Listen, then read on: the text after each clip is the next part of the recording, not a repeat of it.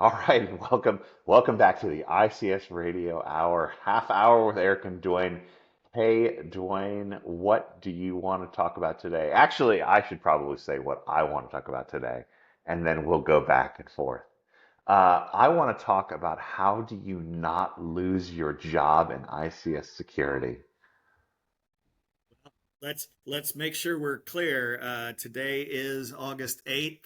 Lots of sort of bad things have been happening in technology in general. I'm going to take a more positive spin for once, and I'm going to say, let's talk about how to advance your career in ICS OT security, and we'll also claim they're kind of the same thing. Sure, I'm fine with that. So look, often a lot of us are more functionally interested in technology and cool things and cool hackers and scary things and all that stuff, and we sometimes use that communication in our overall kind of personas within organizations, right? But let's be honest, unfortunately, ICS security is a pretty new thing. Security is certainly getting more relevant. ICS things have been relevant for a long time, but people are kind of re-waking up to their importance in the world. So putting those two things together is still a pretty new thing. So look, unfortunately, for good or bad, organizations are not always accounting for ICS security, and they're not always taking in and valuing all the things that I think a lot of us do on a day-to-day basis to keep organizations safe and keep them running and keep them effective, right? So I think that sometimes leads to the fact that when they're looking at maybe who to get rid of or who to do things with or maybe who not to invest in, maybe that goes down to the lower end of the list as the ICS security folks that are doing their work. Let me say that back to you in a different way. Yeah, ICS security is the reality. I don't have to say fortunately, unfortunately. The reality is the way most of our organizations are built.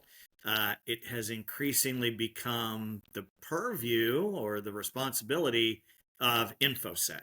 And so you got InfoSec folks kind of coming in, if you will, trying to control what we do on the shop floor or wherever. And, you get the resentment that we've had in many years that had to do with uh, networking, a lot of other things, and now the same thing's happening in security, except now corporate's sort of a little more serious about it. So, it comes down to sort of an age-old question: is do you dig your heels in and resist, which I think in many instances has been a sort of an OT response to a lot of things, maybe for good reason. I'm not sure that that model fits well. We can talk about that. So what should you do? What should you do? I think that's what we're saying is what should you do Yep. if you want to build your career or you're interested in getting into OT security because you've been doing regular old control engineer stuff or what have you. Maybe we can give some advice. Sure. Fair? That sounds good. Well, let's do this in a typical engineer fashion. Let's break it down to its component parts. I think you and I always agree on talking about people, process, and technology. So maybe we'll do it that way. Which again is funny because we're taking an engineer philosophy to this. But look, there was The Prince by Machiavelli was written intentionally to break down the process of gaining power. So let's do the same thing like with an engineering philosophy with people, process, and technology. So. Let's start with people, which is ultimately the most important thing because organizations are made up of people. And look, Well, we and whether we know look, it or not, we're tribes, right? yeah, I mean, look, I hate to interrupt, but I think it right there proves my point. We're horrible. We're horrible at this, right? People are not our strong point. Machines are our strong point, or we wouldn't be doing what we're doing. Uh, I'm lucky enough to break out some of that mold years ago and get into sales, but I still certainly struggle with sort of being nicer to people. So, Sure. sorry, I've interrupted you there. No, no, no. Proving But look, yeah, I think we often want to be very, very precise and very specific on tasks, on missions, on keeping the bad guys out. Like all those things are really, really critical to an organization. But sometimes it gets lost in the rest of the things that people are doing around them. And for for most organizations, again, because ICS security is a little bit niche, there might only be a few people. It might be a small team, might be a few people at each organization or each plant or each facility. Like you've got to go branch out and look around you other than just doing your job, I think, and figuring out what's going on, who's doing what, where the power lies, where the decisions are being made, and maybe what to pay attention to on a day-to-day basis with decisions that are being made at higher levels and kind of corporate trends and corporate mandates and things like that. So, any thoughts on that, Dwayne? I do. So, look, I mean, here it is from my standpoint. For years, and myself included, you could get along and perhaps even thrive by being very good at your job. Like a lot of things, those days are gone, right? You need to be at least a little bit of a political animal. If you do it, I mean, certainly, look, table stakes are be good at your job, no doubt.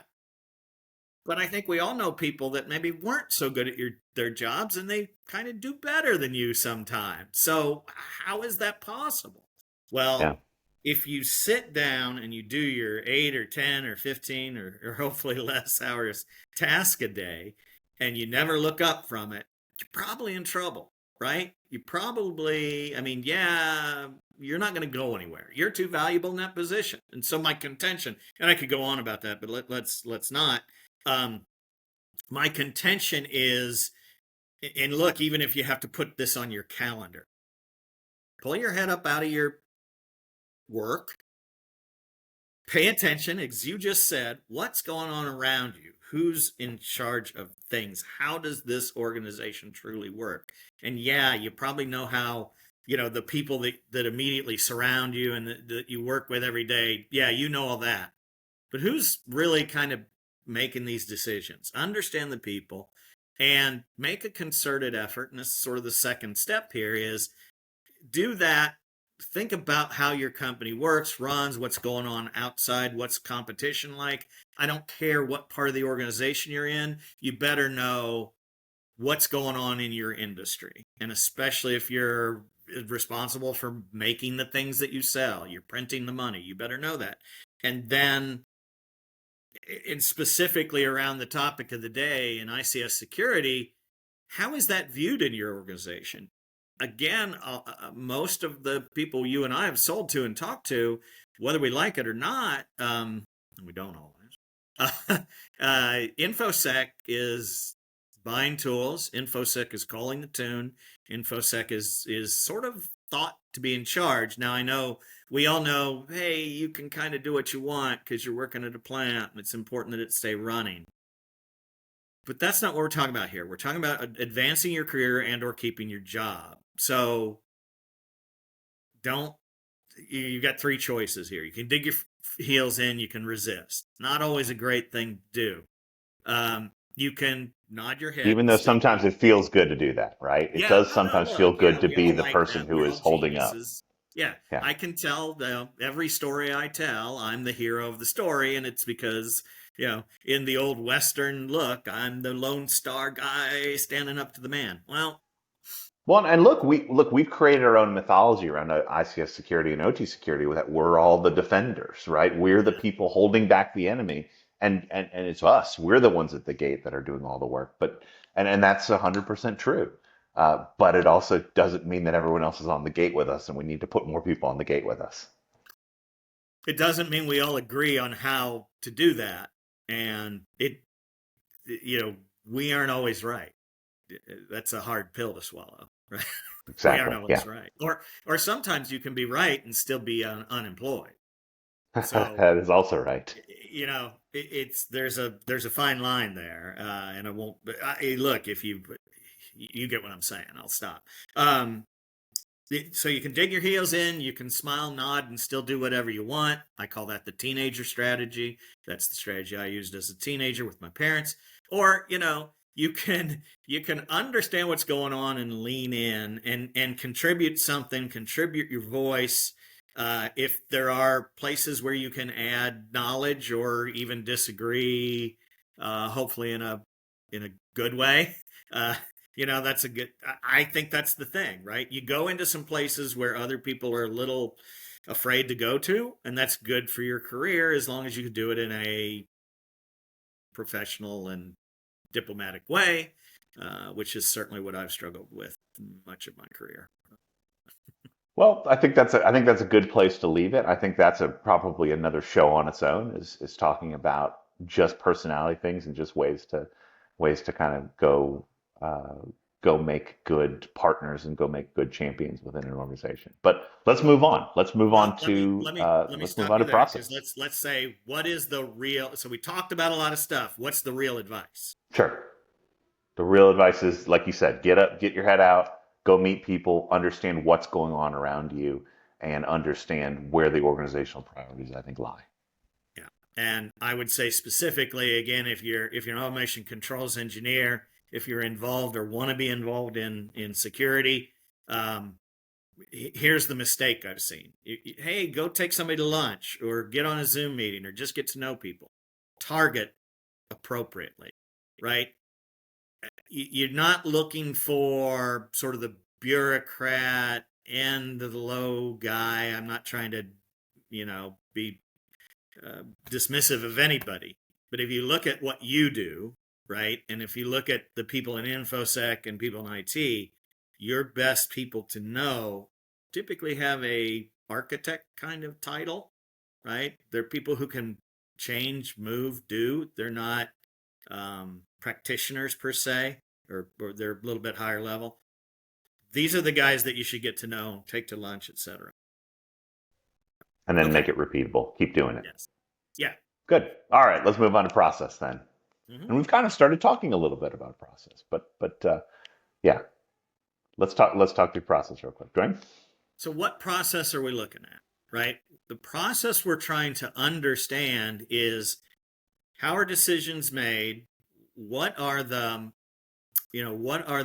primary uh, things that your company is trying to get done, right? What are the major initiatives that are happening as regards ICS security, or maybe even in general, is security overall, because that's, you're a subset there. You're fighting for budget in an overall security budget. You're fighting for influence. And look, we all know those are often the things that get cut first in a bad time is security, because it's hard to measure what's going on if you stop spending. But the process around how that is budgeted, how those decisions are made, what is being done this year. Again, we don't always pay as much attention to those things as we should. We kind of wait to be assigned something. Um, we need to be more proactive and say, hey, uh, my company's buying this OT security product, or we're doing an RFP. How can I get involved? How can I educate myself in that space and understand how to uh, creatively and substantially make a real difference, right? So make a real. I'm sorry, I'm losing my word here, Eric. But how can I contribute? That's the word. Yes. How Well, can I and contribute I to think that? the big yeah, I think the big step there, and this is something I was told a long time ago, is like if you understand the big picture and you understand what an organization is really ultimately trying to do, and then you can tie that back to the missions or the smaller missions that get into it. Hey, we're going to buy a tool. Hey, we're going to do these actions, right? We're going to do this thing. We're develop these things.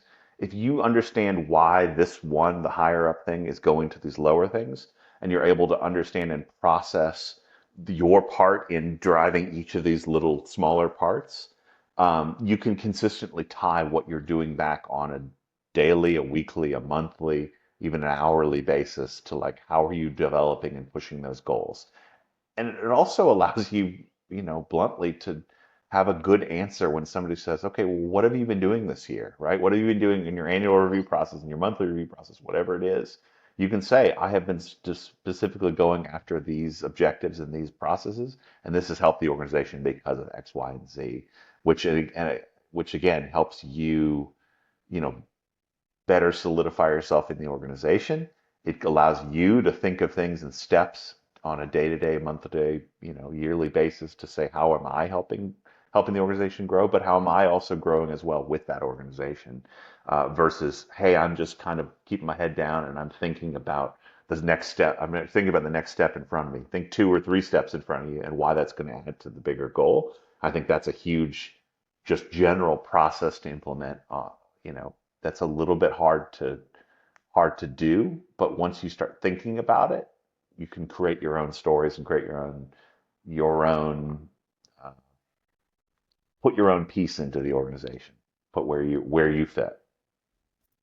Yeah, I think that's good. But like I say often is, let me say that back to you, right? Because I want to make sure I understood it and probably put a little my own spin on it. Is you need to understand where you fit in the organization. You need, and that's usually pretty easy, but you need to understand what else, where other people fit, and you need to understand the initiatives so that you can make a informed and intelligent decision about where to spend your time in your own development. Most companies these days do not like say, hey, I'm going to send you to this class, this class, this class. They say, your development's up to you. So that means you have to be very strategic about where you spend your time, and therefore in your own review, hey, these are the things I'm working on. This matches what the company wants.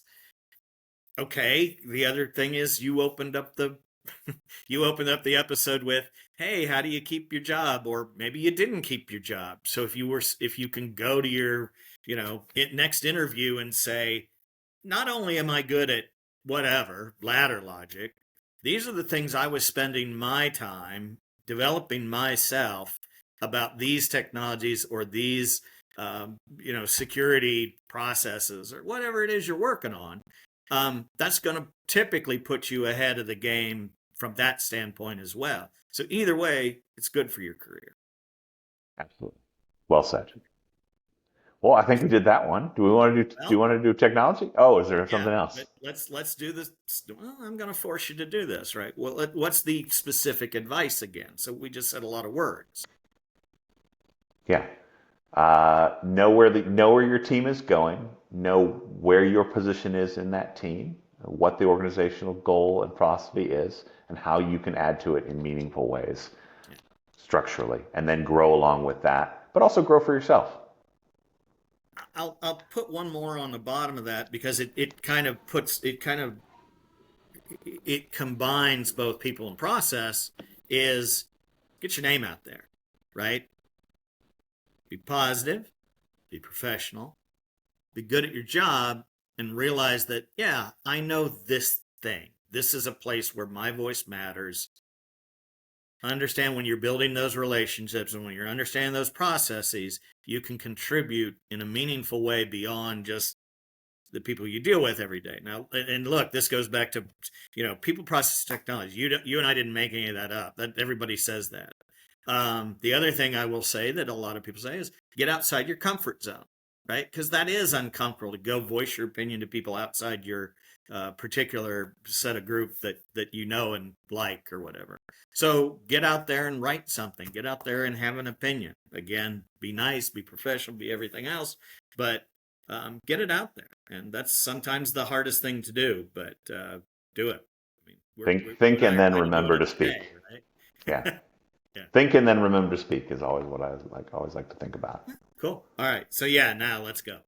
Now let's go into Technology. technology, and this is our, I'm going to turn right back to you again, Dwayne, because you always have the best takes on technology. All right. Well, thank you, by the way. But I would say it's the it's third leg of the stool. It's whatever other words you want to use, but it's the next thing. If you've understood your people, if you've understood your process, if you know where your company's going, then you know again the initiatives that are going on. Get ahead of it, right? If it's we're buying a tool, then go understand those tools, understand an RFP process, understand a buying process in your company. You and I have been in sales a long time. A valuable skill if you're in sales is to help your customer through the buying process. You don't do it every week. You don't do it every month. Understanding it is an important thing. I'm digressing just a little, but it does match here. Technology is important in terms of what are the capabilities of the tools you have, and therefore can you derive more value? What things do I need to, again, go develop myself so I learn and function better. And now the last thing, and because it's a big part of my background, if you're in ICS, if you're in controls and engineering, I would contend that the most valuable piece of technology you can have, and you don't have to become an expert, but you need to understand networking. And this goes back to my basic theory is you get ahead in your career. And again, I suspect we're talking to people who are already pretty good at what they do. Um, you're not going to get ahead in your career by becoming, a 5% better automation controls engineer when a ton of other guys at your company do it, or hey, you might be outsourcing it to an engineering company, or who knows. But if you can differentiate yourself through a different skill, this is the most important one. It has a lot to do with how the thing functions. It is typically the most overlooked part of an ICS system. And especially when it comes to security, it is vital because you can't patch, because you can't remediate. You got to mitigate so many issues places. So understanding specifically how your endpoint devices and how ICS networks work as opposed to enterprise or traditional office networks, that's a skill that in my book really sets you apart from sort of the rest of the pack. Sure. So let me read that back to you. Because networking is such an important part of many technology stacks, and so few people have a really deep understanding of it, uh, that getting a little bit better with networking allows you to have a lot more say and a lot more relevance to an overall organization and team of technologies that are probably being put together in maybe creative ways or different ways than what they might be doing in the enterprise space. Is that fair? Yeah, and to put a real fine point on it, look, you're not going to hold your candle up to a guy that's been doing networking for 20 years. But that guy that's been doing networking for 20 years doesn't understand ICS networks. See it every day in my job. So understanding how where those things meet and how those things are different, yeah, you got a lot of work to do to make sure you get through the basics, but then concentrate on how specifically industrial networks work, um, not the other things, right? Not enterprise. Not I don't care how email works. I don't care how a enterprise network is built in a 17-story office building. Yeah. Well, it's interesting when you mention it, right? Like because a lot of industrial technology actually, I think, is in some ways when you take out the physics of it, right? There certainly is, hey, this machine does this thing, or this distillation column works in this way. After you get past that physics, a lot of it actually is its own kind of version of networking, right? The PLC polls at this rate, it takes this signal in, and it takes the signal, it reads the signal, it understands it, it runs that signal through a process, and then it spits out an answer at the end. A lot of that, the process of how it gathers that information and gets it in actually is very similar to networking. It's much more similar to networking than it is, the physical angle of things, right? Once the electron leaves, it's kind of networking at that point. Yeah, yeah, good point. Good. So what All do we right. do? What's the advice there? Right, that one's probably relatively obvious. If you and look, I that's one example. I've got a specific background. I think I've probably made a good case for it. But the real advice I think there is more. If you take my advice, go learn networking, go learn the basics, then understand the very specific ways in which we are different than sort of general. If you're saying, gee, that I don't care about that, that doesn't interest me, it's okay. Then go find something, right? Go find something that affects your environment, that your peers, who are great guys and gals, and you love them and you want them to succeed, are still your competitors for jobs. So again, go learn something that maybe they don't know. Assuming And you've got they the and right they'll base, find value in. yeah. Well, assuming you've got all the right baseline knowledge, which you should, or you're not listening to this, go find something else to learn that differentiates you. And I don't know what else that is. You might. Right. And yeah, that could be on the security side. That could be understanding vulnerabilities. That could be understanding threat signatures. That could be lots of different things Okay. that maybe not everybody is understanding. There could be how to use, like I said, we're going back to the technology thing. It could be how to use a SIM better. How do you pull APIs better? How do you do lots of different things, right? Yeah. There's many things that there's deep skills in different things that lots of people don't. They might have a base knowledge of, but not a full knowledge of. Yeah, that's a great point. Certainly at our last company, and certainly a lot of the companies I've worked for in the past, is a a large percentage of our customers didn't know everything the tools they had could do. So if you get better at a tool that you already own and you can extract data and value out of that tool, I think that's a valuable thing to look at as well. Absolutely. Well, you've wasted another half hour or almost half hour of your valuable time listening to us. I hope something came of it. I feel like We it. we hope everybody has a wonderful career where they don't even have to worry about these things. But Yeah. I think we're all entering a new world, especially with the fact that more people are almost aware of technology, but are less of aware of how it actually works. We're in an interesting world where knowing how things work and knowing how organizations work and people work are even give you even more power and give you even more longevity in orgs. So we wish everyone the best. All right. But let us know what you think. Comments below. Thank you.